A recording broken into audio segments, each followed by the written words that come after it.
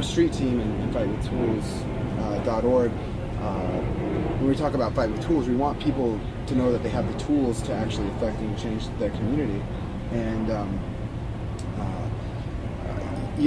we just want to plug them in. We want to go out, play shows, get people motivated, and then actually give them the tools by going to our website to get involved with something local. It's like we love Rage Against the Machine, right? It's like one of the greatest bands ever. We love them, right?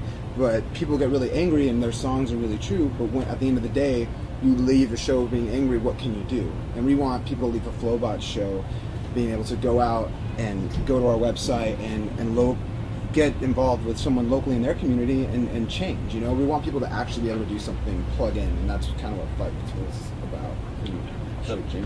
So for anybody, anyone reading this, if they're interested, we're looking for people to join our street team, and our street team is a different street team.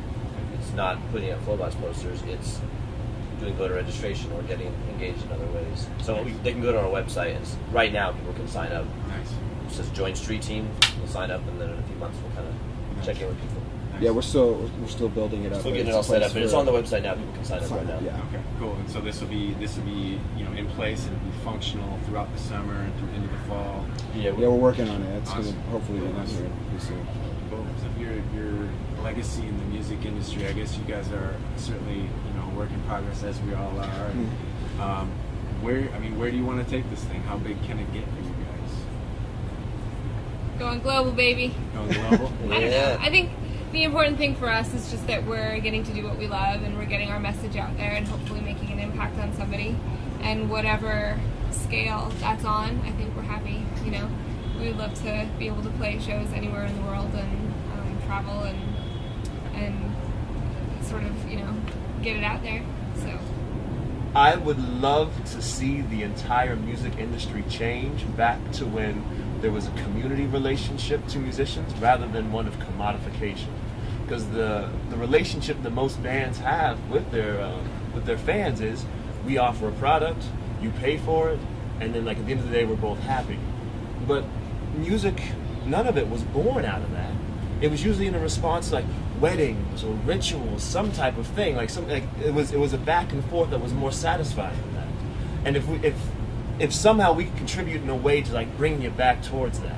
If musicians were also gauging their success by how many lives they've touched, or how many people that their music really means something to, that would be amazing. Because one of the things we're trying to do with this nonprofit is also give other bands the opportunity to join into this curriculum that we're trying to build, so that they too can use their platforms as musicians to their people to give them a chance, to give their audiences a chance to change in a way that they find meaningful.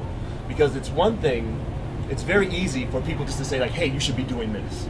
And that's part of the problem. That's part of the whole structure, people just telling people what to do.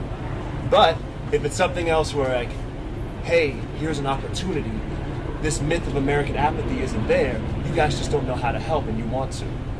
And if there are more and more bands offering a little ray into ways that people could be effective, it would be a revolution in the true sense of the word, and not in the word that's being used to sell soda pops and concerts. When we started this, before Universal Purchase or any of this stuff happened with the radio, this is what we wanted to do. We would have been happy getting to play for if we could play for 500 people a night, we'd be awesome, and play all over the country and affect, meet people and just do our thing like we were doing. We would have been happy doing that. I think that's a really good point, that the Universal has really just been sort of a turbo boost in the direction we were already going. Yeah. Probably in every category. We were already planning to tour as much as possible. We were already sort of setting up the nonprofit, thinking that we would be the staff people, that would sort of be our day job, and we would try to integrate the two. Everything we're doing now, we were already planning on doing. It's just that the including promoting this album. It's just that the label is now we get a little turbo boost. We get to go faster in all categories. So open those doors and still carry your own message and still Oh, I know what I was going to say.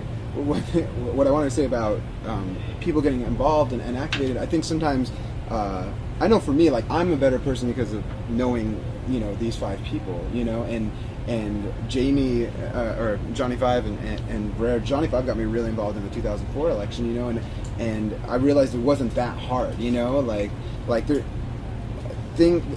being a good activist or trying to change the world doesn't mean necessarily having to go to the Capitol and picket. It just means trying to be a better person or helping the person down the street from you with something. Like I think sometimes people think it's like so overwhelming. Oh, there's all these bad things going on in the world. And then they hear our music, maybe get a little bit of hope, and then like.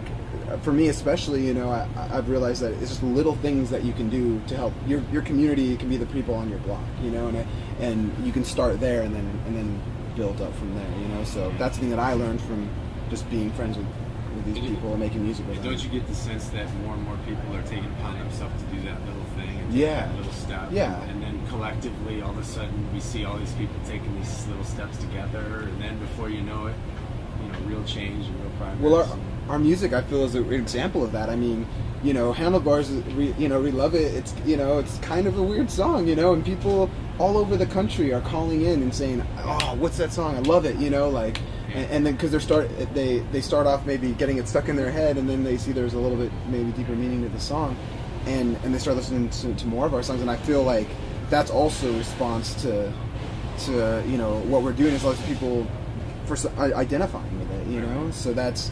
And they're calling in, and and it's like, play it, Okay. How does that feel to turn on the radio and there it is, there's your jam? It's awesome.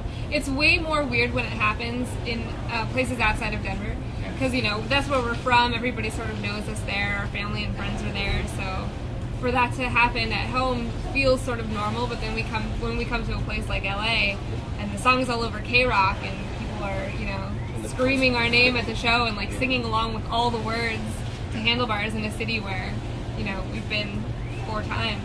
Like, yeah, it's weird. It's kind of a trip. It's like it's kind of unexpected, and then when it happens, it's like, wow, we're like really doing it. We're really making an impact on these people, and that is amazing. Especially when you think, because locally in our own music community, we really network and play with a lot of local bands and from indie rock bands to hip hop groups. We're pretty diverse, in what we do, and so just to know that we're going to 50 states and going all over the place and making a new, trying to build these new communities of new people we've never met before. It's pretty amazing. We played Carson last night, and it was like full. We didn't know anybody. I mean, we know like a few people there who are friends from LA, and And they loved it, and so it was pretty great. It's just great too that the fans that we have get it on whatever level it is, whether they like the music or like the message or what we talk about. As long as, however they're getting it, whatever they like about the music, that's the most enjoyable thing I think to me and to us as a band is that we're reaching them somehow, we're connecting with them somehow, whether it be that they like Andy's guitar playing or they like the message that our MCs are speaking about is very exciting. All right, so last question I want to ask, I guess each of you individually, if you have an answer for me, you got to go in the fight with one tool. What is it? Well, you get one tool for the fight. What is it? That's a good question. The brain? The brain, the mind. Passion. You totally stole mine! I felt it. I was like, see, like empathy, compassion, telepathy, all the same thing. I just stole that. Hammer. I don't know.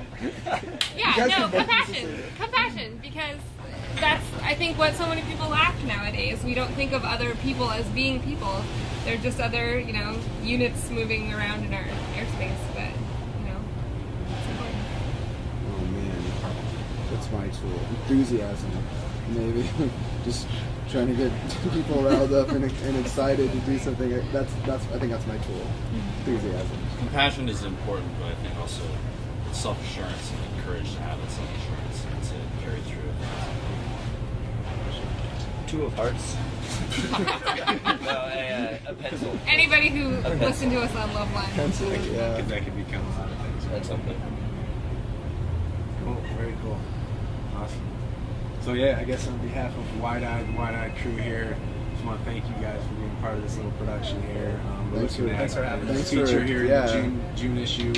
I'll make sure I get issue out to you guys. Going forward, you're gonna get one every month from us. To walk rock solid footsteps, let her put a bicycle, prove that it is impossible. We don't give them any way. True liberty and freedom, peace will never become passive. Live my life until my last.